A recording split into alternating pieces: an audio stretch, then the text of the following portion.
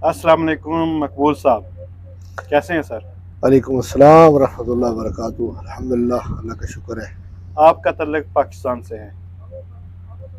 आप यहाँ सऊदी अरब में रोज़गार के सिलसिले में आए हैं, मतलब कि आप एक परदेसी हैं और परदेसियों के दिल के जो जज्बात होते हैं वो एक परदेसी ही जानता है। तो क्या समझते हैं, आखिर ये परदेसी है क्या?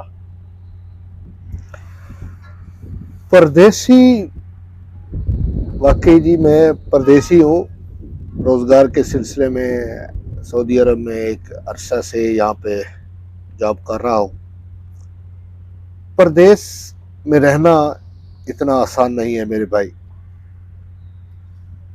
एक्चुअली हम लोग परदेश में रोज़ी रोटी के लिए आते हैं, अपने माँ बाप के लिए, अपने बहन भाइयों के लिए, बीवी बच्चों के लिए, उनकी ज़रूरियात, उनकी ख्वाहिशें पूरी करने के लिए। 1 साल, 2 साल, 4 साल, 5 साल एक अनलिमिटेड पीरियड है जो हम यहाँ पे गुजार देते हैं। तो रोज़ी तो हर सूरत कमानी है, लेकिन परदेश की जो ज़िंदगी है वो इंतहाई मुश्किलात और कठिन मुश्किल है, इंतहाई मुश्किल ज़िंदगी है, इतना आसान नहीं है। बहुत सारी ख्वाहिशें कुर्बान करनी पड़ती हैं, बहुत सारे जज्बात को ज़िबा करना पड़ता है, बहुत सारी खुशी और गम और दुख के ऐसे ऐसे मौके गुजरते हैं जो पहाड़ बन के इन परदेशियों पे टूट पड़ते हैं। कभी कोई ऐसा फ़ोन आता है कि जनाब आपकी वालदा बीमार है, कभी भाई बीमार है, कभी वालदा की डेथ हो जाती है। तो इस तरह के जो मामलात हैं वो हकीकत में क़यामत से कम नहीं होते।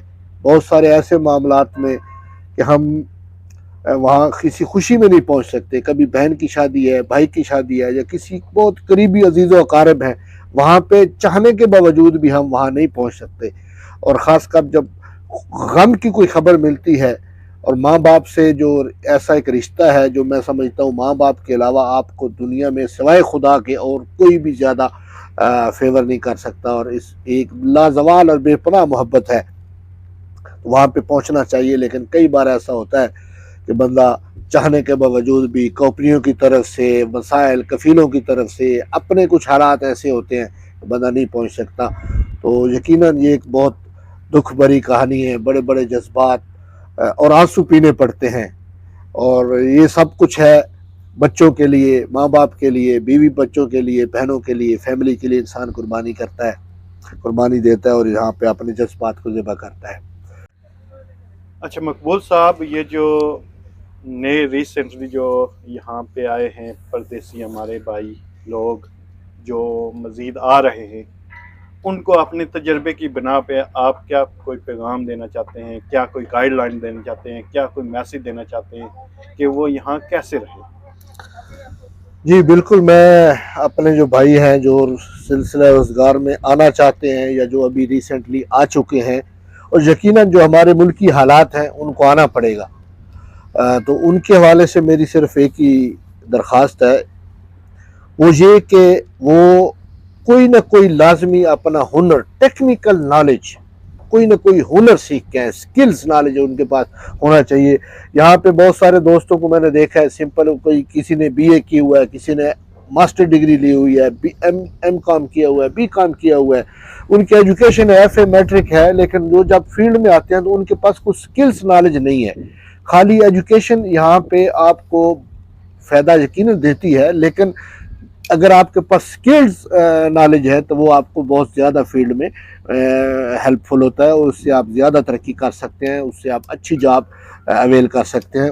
ज़्यादा कोई भी है, कोई आप आना चाहते हैं फील्ड में, तो खाली बस मैं सऊदी अरब जा रहा हूँ या कतर या गल्फ़ या अमेरिका कहीं भी अगर जा रहे हैं, तो प्लीज़ आप आने से पहले 2 महीने, 4 महीने, 6 महीने कोई ना कोई किसी ट्रेनिंग सेंटर से स्किल्स लें।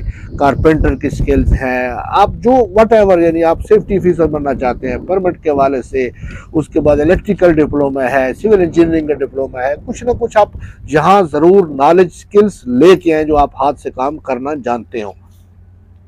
अच्छा मकबूल साहब, मैंने ये देखा है कि यहाँ पे परदेसी तो आ जाते हैं, ठीक है, परदेश में यहाँ पे, लेकिन उनको तकरीबन यहाँ पे 10 साल 12 12 साल 15 15 साल हो जाते हैं, लेकिन वो घर नहीं जाते।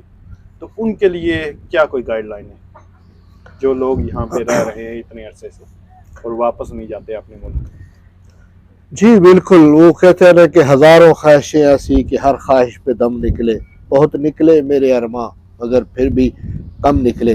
नए आने वाले या जो अभी रिसेंटली आए हैं, ये जो 10-10 साल 15-15 साल से बैठे हैं, मैंने अपने जो एक परदेश का जो मेरा तजर्बा है उससे मैंने ये सीखा है कि पहली बात तो ये है कि हमारा सैलरी पैकेज कम होता है। दूसरी बात, पाकिस्तान पे जो हमारे ऊपर एक आदमी के ऊपर लोड है वो भी किसी हद तक नामुनासिब है। बहुत सारी आपको बड़ी फैमिली होती है, उसको आपने कवर अप करना होता है, आपको उनको देखभाल करनी होती है। सो लिहाजा जो आप कमा रहे हैं आपके पास सेविंग बहुत कम है। और दूसरी बात, जब हम आते हैं तो हमारे पास तकरीबन प्लानिंग ज़ीरो है। यानी मैं अगर अपनी बात करूं तो मैं जब आया था तो मेरे पास यही था कि मैं जा रहा हूं सऊदी अरब। कोई प्लानिंग नहीं है कि मैं 5 साल रहूंगा, 10 साल रहूंगा या 15 साल रहूंगा या 10 लाख कमा के वापस आ जाऊंगा या 20 लाख सेविंग करके वापस आ जाऊंगा। नहीं, सैलरी आ रही है, सैलरी लिया तो 400 अपने जेब में डाला, बाकी घर में खुशी गमी में घर के जो मामलात हैं चल रहे हैं। यकीनन हम फैमिली के लिए ही आए हैं। अब ऐसा भी मुमकिन नहीं है कि आप फैमिली को कट करके सिर्फ सारा आप अपनी जेब में डालें या बैंक बैलेंस बनाएं। तो फैमिली को सपोर्ट करने के लिए ही तो यहाँ प्रदेश में बंदा आता है। लेकिन ज़रूरी ये है कि जो भी आए वो कम अज़ कम अपना टारगेट और प्लानिंग ज़रूर करे कि मैं 10 साल के अंदर या 5 साल के अंदर ये करके वापस जाऊंगा, या इतना कम अज़ कम मेरे पास जो जमा पूंजी होनी चाहिए। ऐसी सूरत में ही मुमकिन है कि आप इस परदेश जैसी मीठी जेल से जान छुड़ा सकते हैं। वरना मैंने बहुत सारे ऐसे दोस्त देखे हैं जो खुद परदेश में था, फिर बुढ़ापा आ गया, फिर उन्होंने बेटा जवान हुआ, फिर बेटे का वीज़ा लिया, बेटे को अपने साथ जॉब पे लगा के, तो वो बाप भी काम कर रहा है, बेटा भी काम कर रहा है। और बहुत सारी सूरतों में बेटे जब आ जाते हैं तो वालिद साहब है या चचा है, वो कहते हैं चल ठीक है अब हम जाते हैं, अब आप इधर मजदूरी करें। तो ऐसी सूरत में वो बेटा रहेगा, फिर उस बेटे का बेटा, ये एक सिलसिला है जो चलता रहेगा। और हमारे मुआशी हालात, मुल्की हालात, समाजी हालात, मुआशरती हालात जो पाकिस्तान के हैं, तो मेरे ख्याल में वो भी किसी हद तक बड़े असरअंदाज हैं कि गरीब आदमी करे तो करे क्या। पाकिस्तान के अंदर ना जॉब है, ना अमन है, ना सुकून है, ना कोई फैक्ट्रियों में ना सरकारी जॉब है, ना प्राइवेट जॉब मिलती है। तो लोग डिग्रियां लेके पढ़ लिख के धक्के खा रहे हैं। तो लिहाजा आने वालों से मेरी खसूस एक ही अपील है कि वो आएँ ज़रूर, रोज़ी रोटी कमाएं, अपने लिए फैमिली को सपोर्ट करें, ज़रूर करें, लेकिन अपनी मंजिल और टारगेट ज़रूर सेट करके आएँ। Thank you very much.